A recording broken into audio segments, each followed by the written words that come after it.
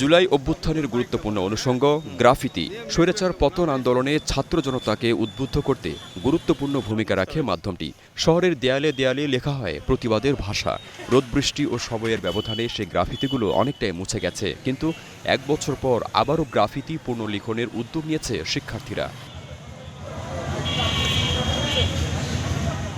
কুষ্টিয়া পৌরসভার বিপরীত দিকের এই দেয়ালটিতে ২০২৪ সালে হাসিনা সরকারের পতনের পর আঁকা হয় নানা ধরনের গ্রাফিতি।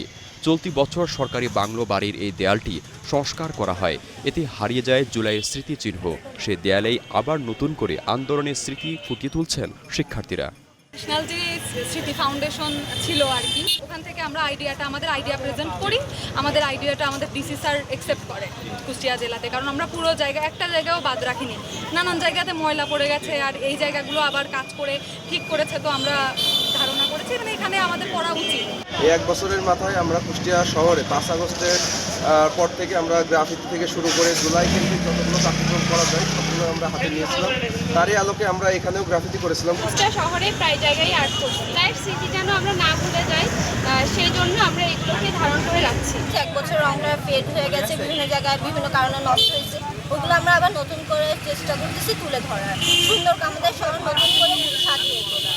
আমাদের শহরটাকে আমরা আমাদের মনের মতো সুন্দর করে সাজিয়ে তুলতে যাচ্ছি। কিছু কারণবশত এগুলোকে দেওয়ালটা আবার পুনর্নির্মাণ করা হয়, যে কারণে পুরো সাদা করে ফেলে দেওয়া হয়েছিল।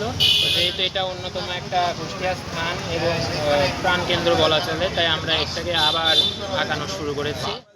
দেয়াল বিভিন্ন গ্রাফিতির পাশাপাশি অসাম্প্রদায়িক বাংলাদেশের চিত্র ফুটিয়ে তুলছে অঙ্কন শিল্পীরা। তারা বলছেন, এসব গ্রাফিতি যারা মুছে ফেলছেন তারা জুলাই যোদ্ধাদের সাথে বিশ্বাসঘাতকতা করছে।